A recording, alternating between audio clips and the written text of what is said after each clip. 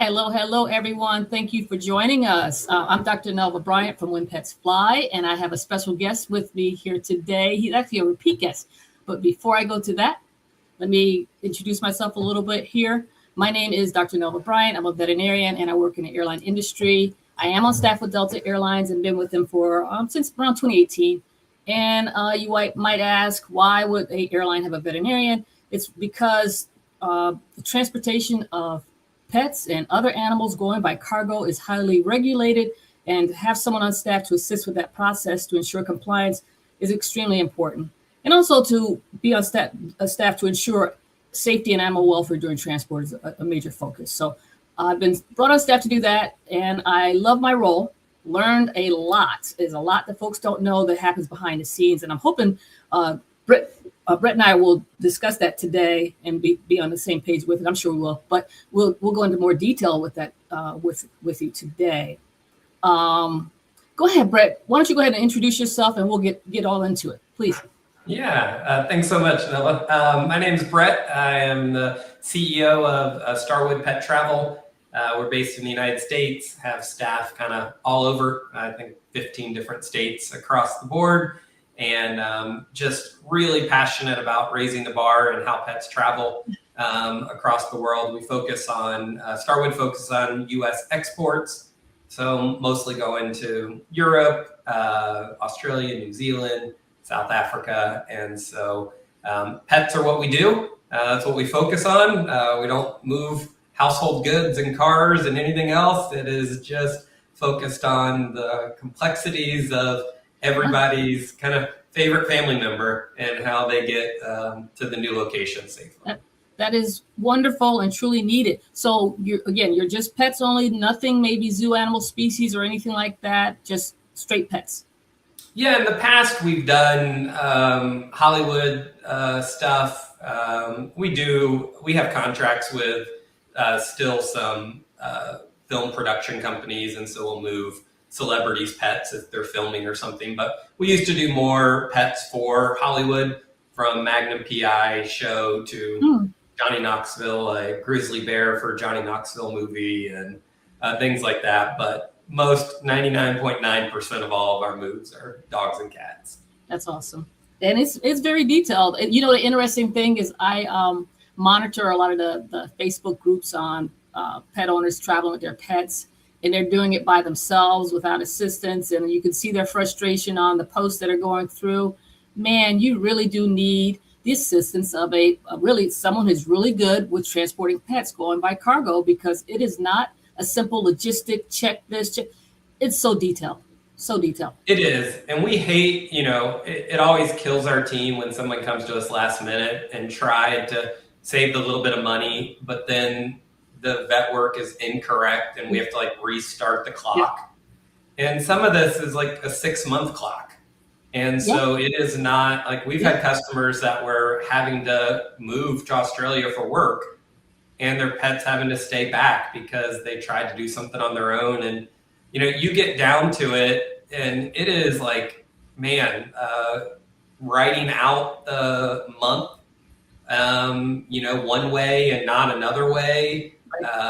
We just had 2 shipments coming into the US get, held up because one had April as spelled out April and one had 04. Okay. And it got, held up in customs literally because of the difference of April to 04. Wow. And so, it's, it always kills us when we try to jump in last minute, because as people don't realize a lot of times, you can't speed up the process. People, always feel like there has to be a way.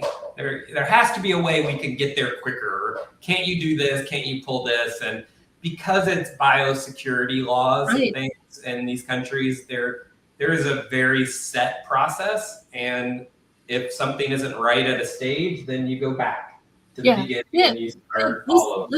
Let's dig into that a little bit deeper, because again, folks don't realize when you're traveling with your pet, it's not just a simple document you have to fill out. Folks think it's health certificates, get it signed or endorsed within 10 days, and that's all you need. But to complete the health certificate, it takes a lot of information that goes into it. It could be the microchipping, of course, would be important, the rabies vaccination, the series or timing of that, rabies titer.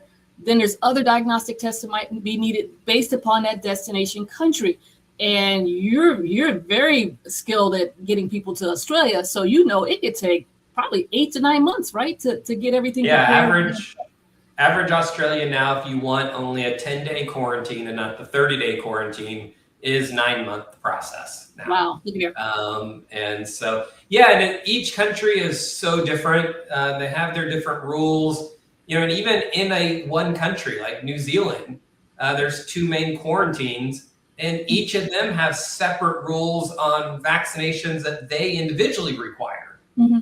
And so one requires another one that the other one doesn't. And so you even get into some of these where it's like, I thought going to the same country, the rules were the same. Oh. No, if quarantine's involved and it's privatized, then this private quarantine might require something different than this one. And but you know what? That's almost like how it is, say, folks don't realize Hawaii is different from the normal states as far as being within the continental U.S. Yeah. Hawaii has more stringent requirements to go there and quarantining if you don't meet those requirements, or depending on, I've seen people ship pet birds there, and if they don't have the right requirements, they're coming back. So absolutely. Yeah, we consider Hawaii international on our team because we don't do domestic travel. So we don't do travel in the continental 48, but we do Hawaii a lot. And because it's very similar to an international destination. Because it's a rabies-free island, right? So they want to keep it that way, and I think that's where people get confused because the United States eradicated canine rabies a long time ago. Yes, but rabies is still in the United States and other animals, and so because we're not a rabies-free country, we fall into a category of non-rabies-free countries, and so when you move into Australia or other places that are rabies-free, there's a lot of work that goes in to ensure that nothing is coming into their country that could affect, their biosecurity. And the main thing as far as that, to say rabies-free or rabies-free, low risk and high risk, we're a low risk country for rabies because we don't have canine variant. We have rabies in the country, but we don't have the canine variant rabies, and that's what they're all basing the risk category on. So you go to Hawaii, they don't have canine variant rabies. They don't have it. No. Australia, New Zealand, they don't have that. They may I don't think they have it in other forms either, but I know that they have it in no forms. No forms are in on those islands, and so that's why it's so important.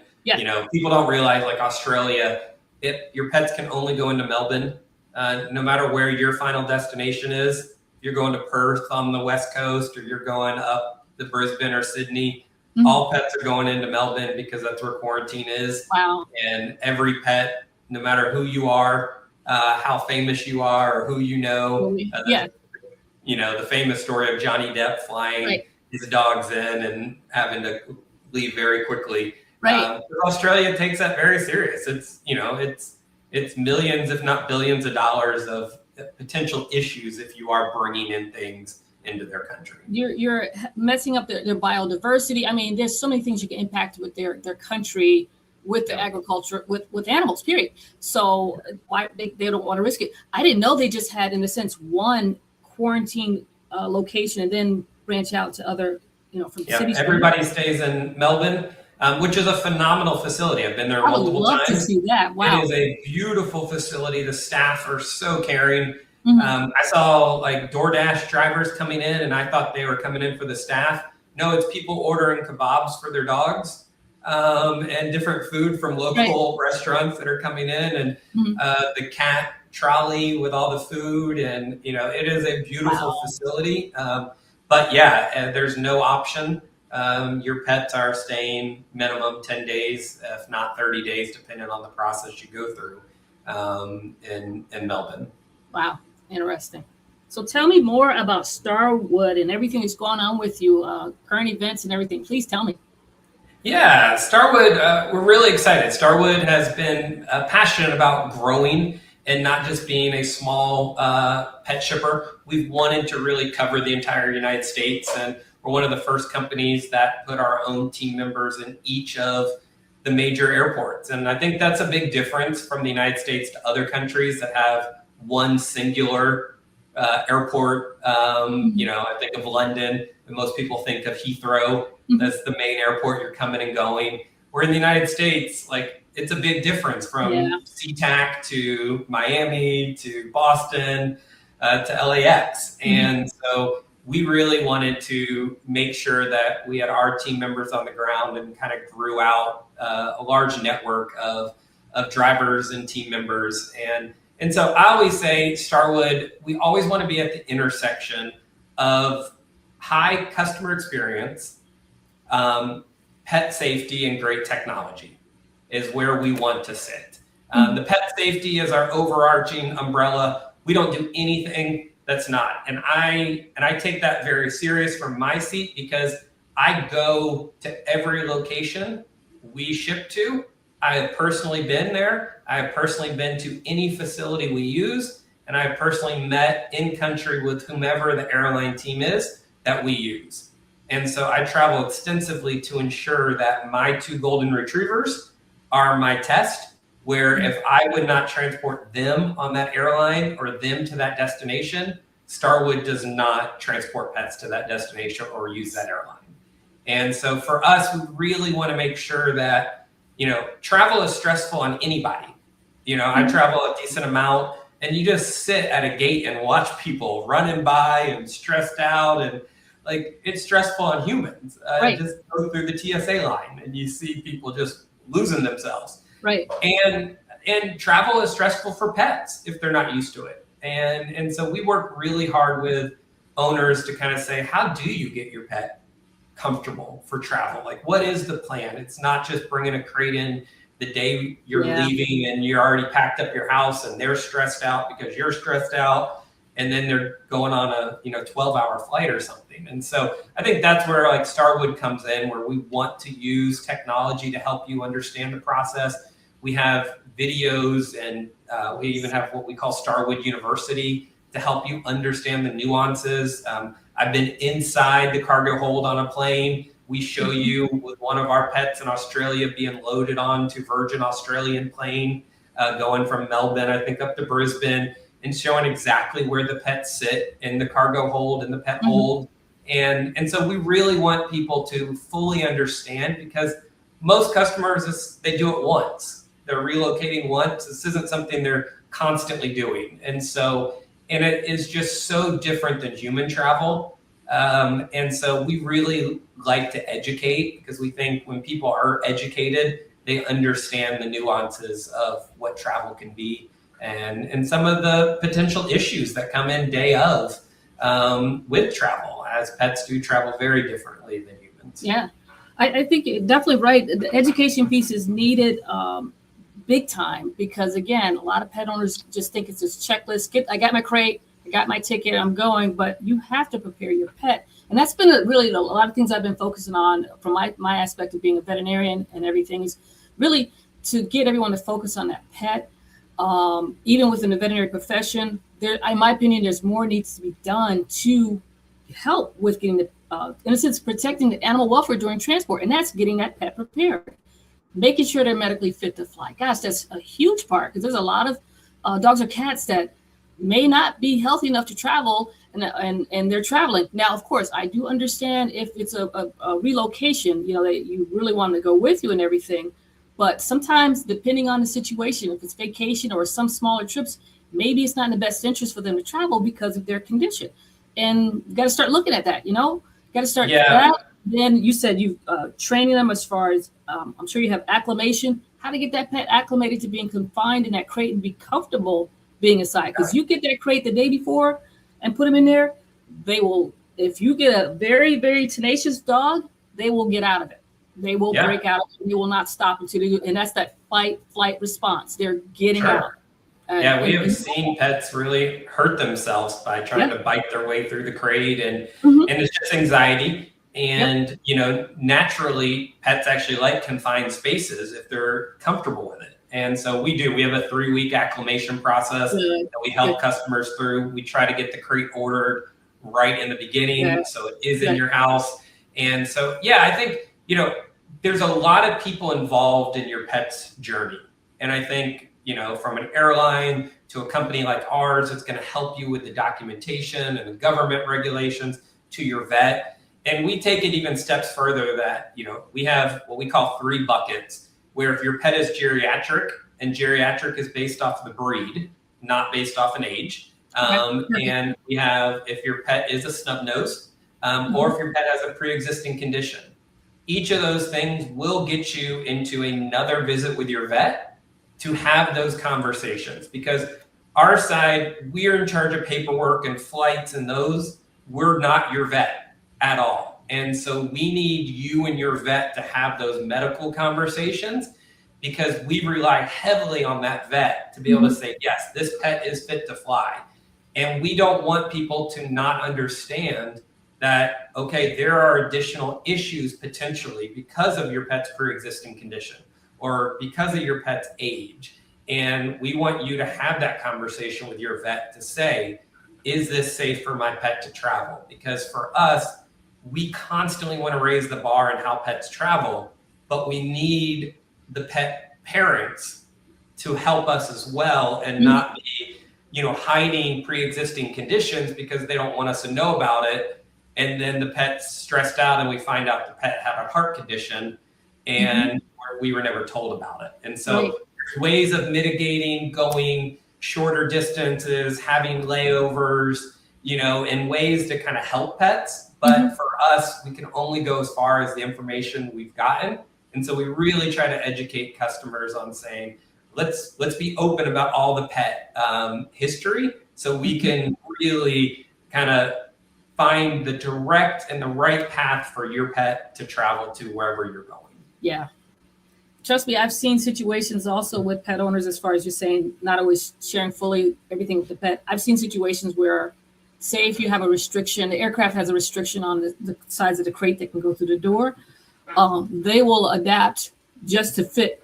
So in a sense, their pet needs a larger size crate, but they'll be denied because the aircraft won't take it. So what they'll do is they'll get the smaller size crate and put their pet in that crate, think it is perfectly fine, just to get their plans to move forward.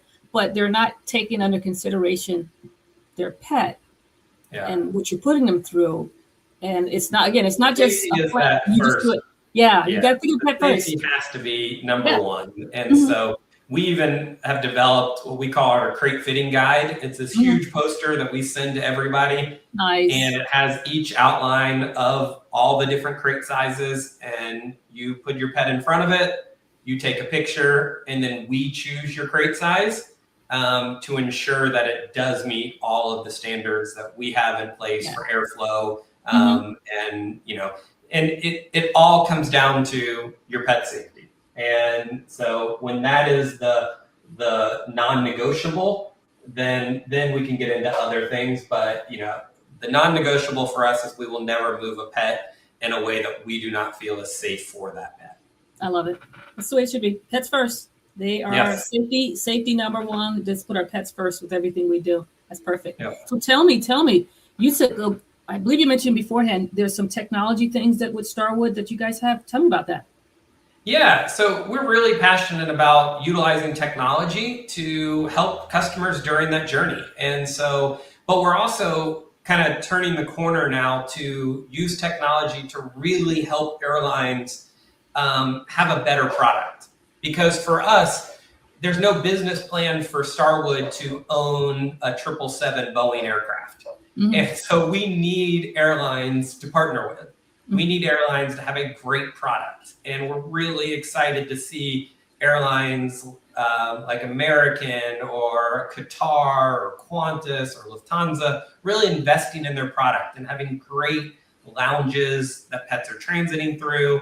And so we have always had this great customer portal that helps customers understand the process, helps them in their planning. Some of our customers have their free time at midnight, when they can sit down, finally, the kids are in bed, and they can finally start to think of their pet's move. And so our portal allows people to do their stuff whenever, and they can see where they're along in the journey and what's come in. And then we've started just turning the corner on our kind of day of, where we are now using in our partnerships with CareTags, which is a great company we use.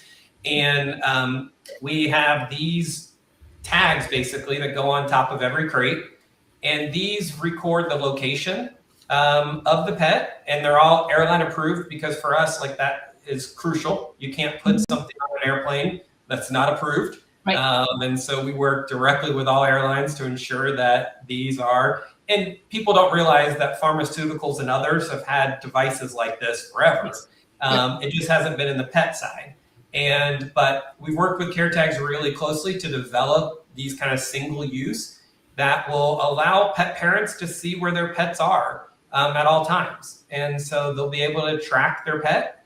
And then on our side, it allows us to work with airlines, because we'll be able to, once the move's done, we can get reports to see what the temperatures were like the entire move, what humidity was like, all of these other data points that we will every quarter sit down with our airlines and be able to share with them. And it's really, I think across the board, you have a big passion for pets to travel safely. I was working with the Heathrow Animal Reception Center in London, and they want the data too of all the pets coming in, because they want to continually help to make sure pets are arriving safely in. And I think ultimately it's just, we need insights into the pet travel journey, and we now have tools that we can use that allow us to gain insights where we haven't been able to get insights in the past.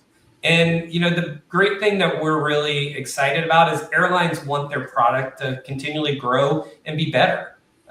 We don't work with airlines that are trying to cut corners and trying to get around things. Airlines take pet travel so seriously.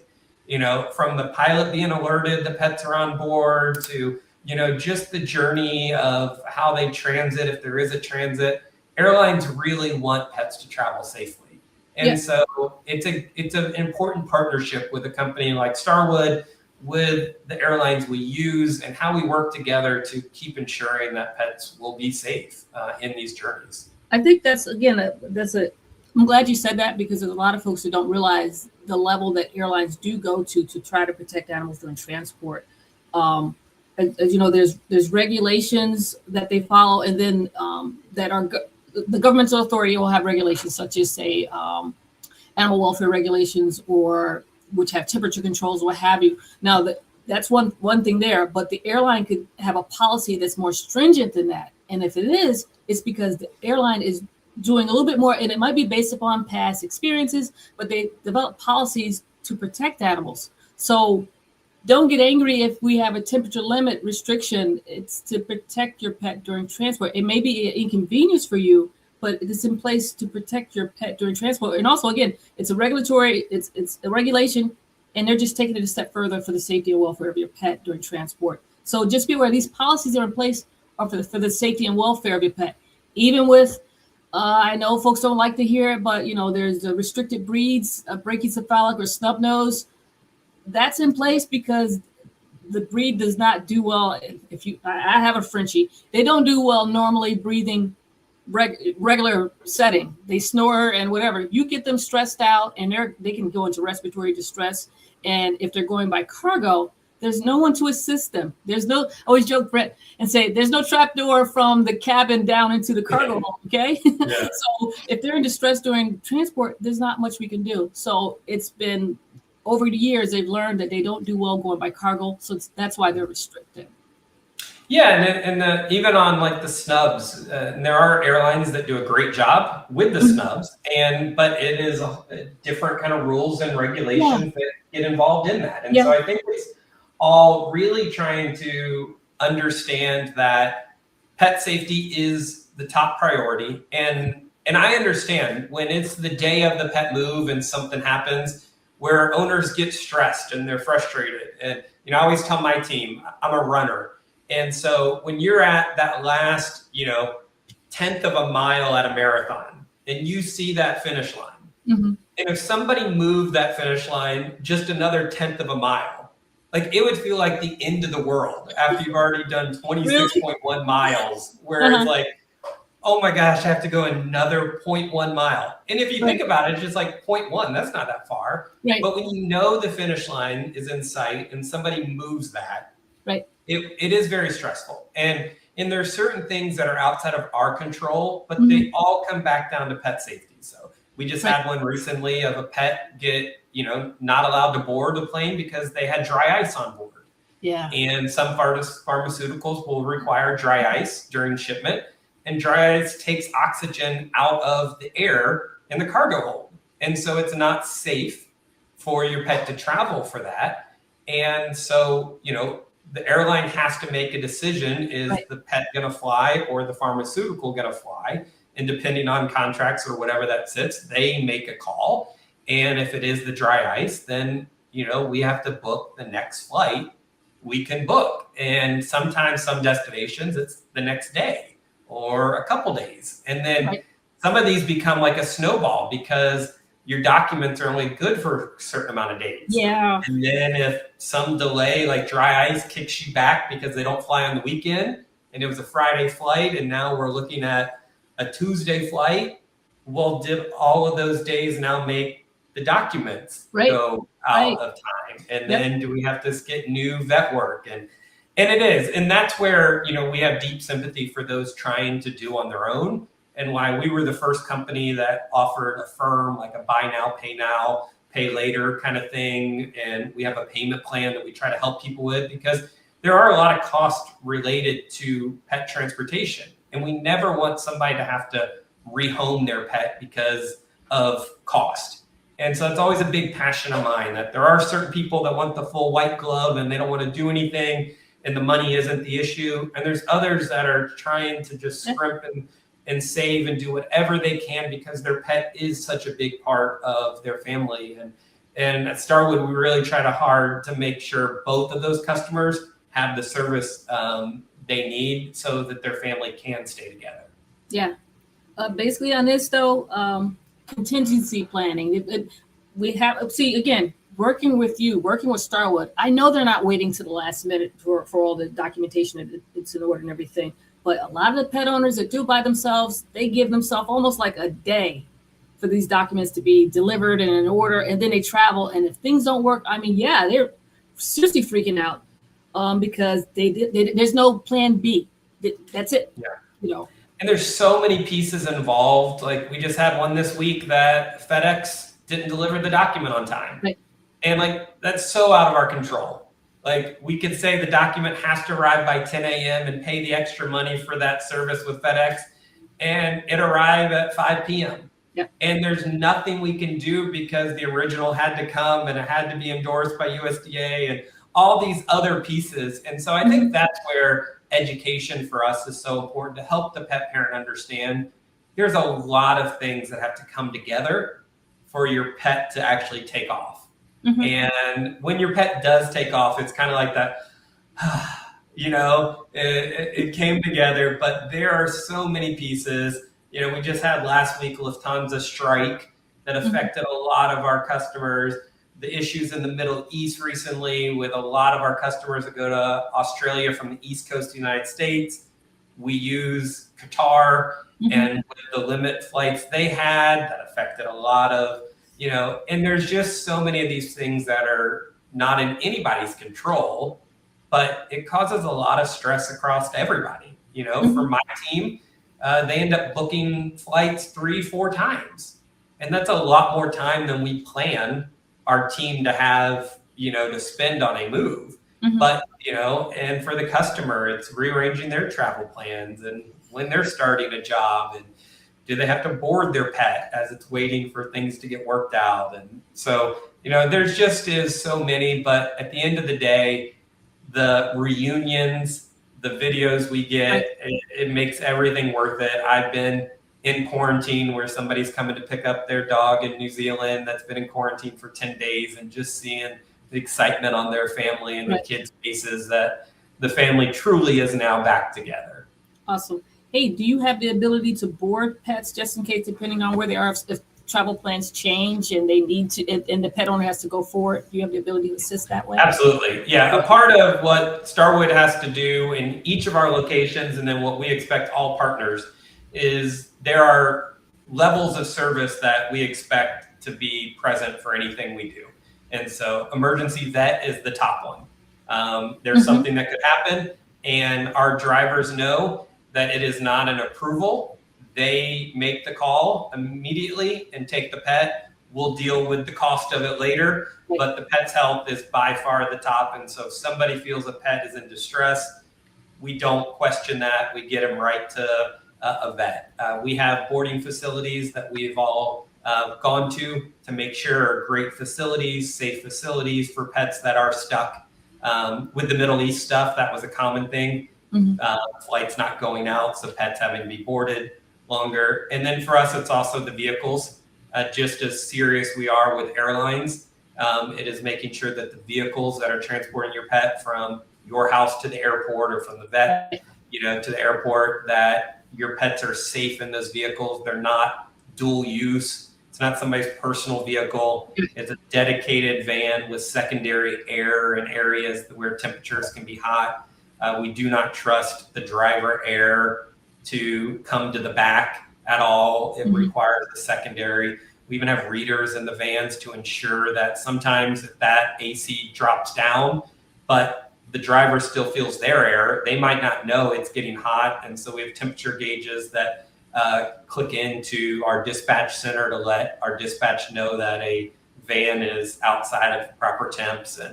And those are the kind of things that, a reputable company, when you are looking for a partner, you really want to make sure that they have things in place to ensure that if something does go wrong in travel, they have thought through each of the steps to ensure that, they have the vet right there. Drivers aren't wondering, where do I go? If a pet is in distress, they know exactly what to do. The vet knows that they can come in without an appointment. Those pieces I think are really important. And that's where, reviews for us, that's where reviews come into play. You want to see other people say what their experience was. And you want to hear from other pet parents to say, that went ahead of you, that, just moved to the UK. What was their experience like? Because, you are trusting somebody with a very important part of your family. And they're not ones that can share, and talk to you when they get to London, how their journey was. And so you really want to make sure. And I think for us, it's always been a passion of mine is to work alongside some just crazy passionate people that are just so passionate about pets, from our drivers to our operations teams to our pet relocation counselors that just work so hard with the hundreds of customers that we have going on each month to ensure that, they get that great reunion picture on the way. No, that's perfect. So just a thought though, out of the whole travel experience, what do you think stresses the pet or owners out the most? What do you think stresses them out the most? Yeah, I think in the beginning, I feel like there's two phases. There's in the beginning is the unknown. There is thinking that pets are traveling like people, and I'm going to book a flight a year in advance, and realizing that some airlines, we just had one airline move down to a 10-day booking window, that they're only allowing people to book 10 days before the flight. And you would never think of that with human travel. I'm traveling in 2 weeks, and I think I bought that ticket, 6 months ago or something. So I think the unknown of how the process works is kind of the first major stressor. I think once you choose a company, if you feel that company is, an expert at that, you can kind of let your guard down and let that company lead the dance instead of you feeling like you have to lead the dance. And I think that's the stressful part when you're trying to lead into something that's unknown. And so partnering with a group that's an expert at it really helps you kind of relax and say, yes, there is 5 steps to this move. And we could talk about step 5, but in all reality, we've got to focus on step 1 first. Right. And when we knock out step 1, we're going to celebrate. So even our technology, we have each move broken down into those 5 steps, and it's celebrated. Confetti falls from the screen, when we finish step 1. And then there's a video that welcomes you to step 2 that tells you everything that's going to happen in step 2 of your move. And we're not going to talk specifically about what the driver is going to do the day of, because we're not there yet. We're going to get this import form done properly. And so we're going to, get that done. So when we have to wait 30 days for their approval, we get it approved and not denied, and then have to start another 30-day process over. And then I think it's when we get close to the move, it's the potential changes that stress people out the most. It's a heat wave that goes across. Last summer we had Boston was embargoed certain days from temperatures up in Boston, and it's like we're used to that in Dallas or Miami. But in this winter, Chicago just had an awful winter, and there were so many embargoes in Chicago for pets. And it's just those kind of things that, we can't choose the weather. We can't choose, if a heat wave is going to work its way all the way up to Boston or not. If an airline's going to strike, like happened last week with Lufthansa. Some of these things, like, we just can't. And so we know it causes so much stress. It causes stress on our team. It causes stress on the owner as well. And so we try to just get everybody calm down to say we're all working towards that same goal. And so we're going to figure it out together. What's best for your timing, what availability do we have where. But I think those are the main two areas that people do get very stressed in the process. Yeah. It's a whole process. Again, everyone, looking on the outside again, you think it's just a simple little logistic type move, but no, there's medical aspect, there's regulatory aspect, and a lot of it is out of our control, is the main thing. When it comes to everybody, a part of it is trying their best, from government officials, working with the animal air care in London or the Heathrow Animal Reception, all have unbelievable staff that are deeply passionate. But they are charged with making sure that pets are entering that country safely. And so, I have been in these facilities and I'm just constantly amazed by how much they love your pet, how much they care for your pet. And so if there's an issue in paperwork and there's now a delay or something has to change, it's not because they just want to be a jerk. It's because there's a real reason why. But at the same time, they are deeply caring for your pet. To see these comfort stops and pets spending the night in Frankfurt on Lufthansa or in Amsterdam on KL, like, these staff members are just like, gosh, I've seen some just sitting in the big stalls and just loving on these dogs and just sitting there and just caring for them. And it's I think that's important for pet parents to realize, that a part of this journey is a lot of people who just love animals and are trying to do their best. You know what I've noticed? I mean, I'll be honest. I visited I think it was the animal hotel in Amsterdam a couple of years back. And what was amazing to me is that it was so quiet. I'm used to thinking that if there's a bunch of dogs or cats in a facility, they're barking, but it was so quiet and peaceful. Yeah.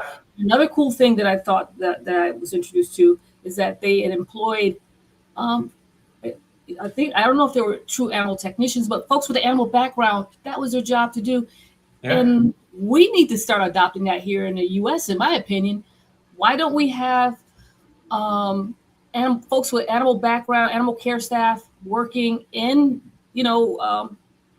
for cargo acceptance of pets, have folks that have a background is my opinion and everything. Yeah. My idea, honestly, I wish in the U.S. that we could adopt a lot of things that happen over in the other countries where they have animal facilities on airport grounds. I mean, we have the ARC at JFK, which is outstanding, but we need more. We need something in Atlanta. We need something over in Dallas or Houston. We need more, especially LAX. We need facilities like that here to handle. Yeah, Beth and her team at the ARC at JFK are really leading the charge of what the United States could look like with animal care facilities. Because, like you said, yes, the animal hotel in Amsterdam or the pet lounge in Frankfurt.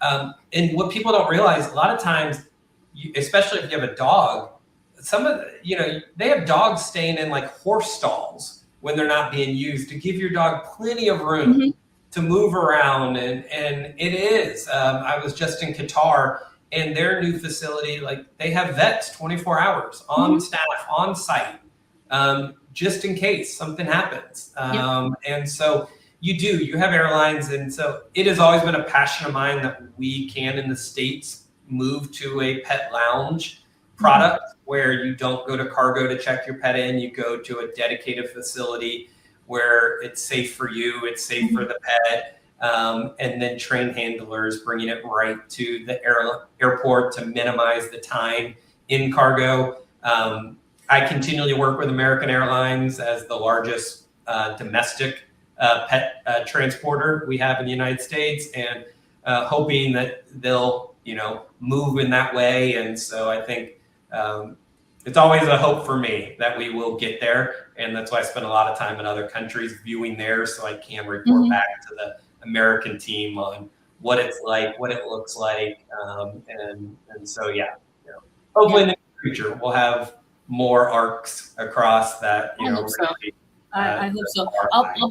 I'll be honest. I was curious about it here in Atlanta. I was trying to research a little bit of seeing how if it can happen in Atlanta, and it's kind of difficult, to be honest with you. It seemed like it was really difficult to be on airport grounds. So I know for Beth and the ARC at JFK, she went through a lot to get it there, but it is outstanding. And I just wish that it could spread to other hubs in the U.S. Honestly. Yeah, and even, there are some that, across the globe that are not on airport grounds that are still really great, that don't have airside access. So it's much easier to do because of the regulatory rules for, airside access. But yeah, I think, finding those right areas, finding those partners that airlines can work with. I think, it's hard because I think it's something that we haven't seen much in the States. So it's always hard for airlines they're not the quickest to innovate new things. And so I think for our US flag carriers, it's hard for them to, adopt a new whole product just out of pet safety. But, my hope is that we will get there in the States. Oh, good. Well, I'm going to ask one more question before we go. What do you think? Well, we've been talking about it, but one thing over the next 5 years to make pet travel safer and smoother for everyone? Yeah, I think, governments are going to get harder on pets. It's just the reality. Yeah. There's going to be more rules. The United States used to be the easiest place in the world to bring a pet into. Yes. And we saw in the last couple of years, things get much harder into the United States. And I think countries will continually, ensure that pets are safe and have different rules and regulations for pet travel. And so a part of that is, I think it's our responsibility of parts of that journey to ensure that pets do travel safely with proper crates, not just something that they got on Amazon that said airline approved, but actually understanding what is the IATA rule on what a crate should be and what is a compliant crate. And, we supply crates for most of our moves because we don't want people going to Amazon and buying something that they think is right and then finding out the day of it's not a compliant crate. And so I think ultimately it's how we all work together from the vet industry. We are keeping pets alive much longer. And so you do have pets that, are much older traveling now. And so what are the additional steps that should be in place for pets that are 15 years old that are traveling now? And so I think it's each of those components kind of coming together in the future, and how we, just as a team, bring this whole industry together, from vets to airlines to governments to pet parents to pet travel companies, how we each come together and say, what is in the best interest of that pet? What needs to happen to ensure that pet travels safely? And I think, that's starting with airlines, it's starting with reputable companies, it's starting with pet parents trusting a pet company to ensure that the reason we acclimate your pet to a crate is for your pet's safety. The reason we don't want you to knock your pet out with drugs is for your pet's safety. all of these things is for your pet's safety. And so I think, we're going to have a lot more data in the next 5 years, and we're going to be able to use a lot of that data to ensure that the product continually gets safer and safer. And it's already a very safe product from the numbers of pets that travel to pets that get injured and travel to pets that pass away. Right. We always tell people there's a lot more humans that pass away in travel than there are pets. And so it is still a very safe industry, but how do we use data to get an extra % here or there to make it even better? I think social media has a lot of impact on that, because it still believes that it's the worst thing ever for, it's always thought that it's the worst thing ever for a pet to go by cargo. But as you know, the data shows it is not. There's more pets that make it to their destination safely going by cargo than you imagine. I just there's safe ways to do. Yeah, there's safe ways. There's people that don't think flying on a plane is safe for a human. And, there's always opinions out there in the world. And I'm under the mindset that before I'm going to state a strong opinion, I want to figure it out and do the research. I don't want to just trust something that I saw on Reddit or, something on the news. I want to test it out. I want to see. And that's why I travel as much as I do, because I don't want my team saying, yes, your pet is going to do great in Doha as it transits the Middle East, if I haven't been there to see the exact process that happens and how happy those pets are, and what an amazing environment it is for those pets as they are transiting Doha and as they are going on. And so I think ultimately it's asking those questions. When we had kids, I remember asking the pediatrician so many questions. And we didn't know, what vaccination should we do? What schedule should it be on? What percentile are they? And I just asked question after question, because that's how my mind works. And I think for you to feel comfortable, like our sales team, they know that they could be talking to somebody for months, answering questions before they ever feel comfortable saying, okay, that's what I'm going to do. I'm going to move forward with this. And so we want people to ask a lot of questions. That's why we give a lot of information online. We do webinars. We do all these things to help people gain a better understanding, because cargo is a safe way for pets to travel. And there are airlines that do it really well. There's airlines that don't do it well. There's airlines that really invest in their pet product, and there's airlines that don't think it's worth it.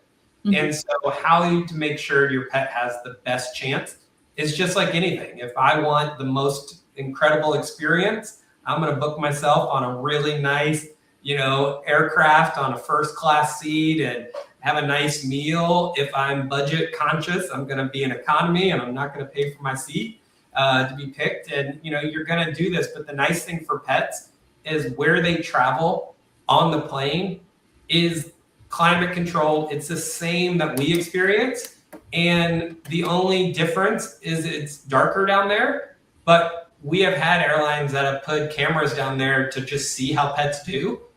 And dogs and cats typically just go right to sleep. It's a very calming environment where it's not a scary. Where it is scary when is the pet is anxious of the crate is the biggest issue. And that's what, sadly, that is the biggest things we've ever seen happen with pets. And a safety issue is literally the anxiety of a pet just because an owner did not get them acclimated to the crate. It's not the airline. It's not the handlers. It's not that. The biggest issue in travel is crate acclimation. And it's why we stress it so much. The second that pet is comfortable in that crate, travel is going to be so much easier for that pet. Yeah. And you don't want a pet to be anxious for 12-hour flight. That's a long time. And imagine folks that with cats. I remember being in practice, and this one pet owner could not catch her cat, or whenever she bring the crate out, the cat would disappear because they know what's happening next, right? So you have to think about it.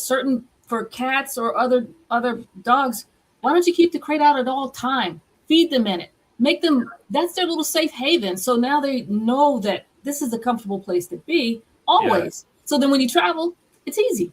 Yeah. So we always tell people, we know it doesn't fit the, the ambiance of what your living room is going for, but, our 3-week thing with dogs is keep it out, throw the ball in there, let them grab it and come back out. Second week, start to feed them in there. Don't shut the door. Start to feed them in there. Third week, feed them in there. Shut the door behind them. Let them out when the food's done. Get them used to that whole process. So when you do put them in there on travel day, it's not this, crazy, experience for them. And so, and I think that's what, if I had one thing for people to realize in our industry, it is made up of a whole lot of people, from vets to government officials to airlines, that care deeply about pets. They wouldn't do it if they didn't. And so just know, during your pet's journey, they're going to come into contact with a lot of people. They're going to give extra attention to your pet. Mm-hmm. They're going to care for your pet. They're going to ensure that it has water if there's a layover. These kind of pieces. I have never seen people mistreat or, purposely harm a pet because they didn't like pets. That's not the culture. And so I think, trusting a company that's going to help you get to that travel day is a big thing to ensure that, you get to celebrate as that plane takes off, that, okay, that journey of planning is now behind us. Yeah, that's good. I think, in the future too, I would love to see within the next 5 years, I would like to see us all get together and really work together, where we got, who knows, I'm thinking ahead for US, AVMA, we've got airlines, we've got governmental authorities, everybody working together and really coming together to see how we all, our interests, because we all have the same focus of keeping the animals safe during transport, but we might have different ways of doing it. And we need to learn from each other, so I think for the future, that would be something I would love to see. Yeah, and there are some examples of countries that have done a really good job at that, that have come together with all the stakeholders, from airlines to pet handlers to vets to government officials, and everybody is going to come at it from their direction, but they all have the same end goal: is how do we make it safe? And this person might be worried about a biosecurity risk, and this person might be worried about, the vet side of the pet's travel, and this one's worried about flying the plane. And but at the end of the day, I think, we do have good examples of countries, and I think in the States it's hard because we have so many airports. And so it's not just getting one airport online to do things a little different. It's getting 12 major cities on board to, really handle pets and how we do that. And so I think it's always a bigger hill to climb in the States on things, but I think absolutely it's the hope that we always say pets have moved from the backyard to the living room to the bedroom and out to the bed. And so they're not getting less important in our lives. No. They're getting more and more important in our lives. And so how do we ensure that when travel does need to happen, it is very safe? Oh, awesome. All right. I think we hit a lot today. Brett, it was a great conversation. I loved it. And I definitely want us to, you and I need to connect more, to be honest with you. I really want to connect more and stay tied with you, because I love the things that you're doing. And if I can do anything to assist, I'm here. Yeah, absolutely. It's going to take a whole lot for us to keep raising that bar. Yeah. And it's at a great spot now, but I'm always, optimistic of the future of how we do even better and better across the board. So absolutely. Let me put your information up. I'm sorry. I'm forgetting what I'm supposed to be doing here technically. But yes, here's how to reach Brett. Brett, please. I hope I hit everything. If you want to get use the service of Brett, Starwood Pet Travel, here's the website and email address to contact him. Is there anything further you want to add before we go, Brett? No, I think I'm excited for the future as well. We are continually growing, just formed a partnership with a great company in the UK and looking for more locations across. And I think we're just really excited to keep raising that bar in pet travel across the globe. Awesome. Love it. All right. Well, thank you, everyone, for joining us. This was a great episode. Join us next week. Right now, I can't remember who is on schedule, but we'll be back next week with another episode of When Pets Fly, the Veterinary Travel Podcast. So thank you so much. Bye-bye.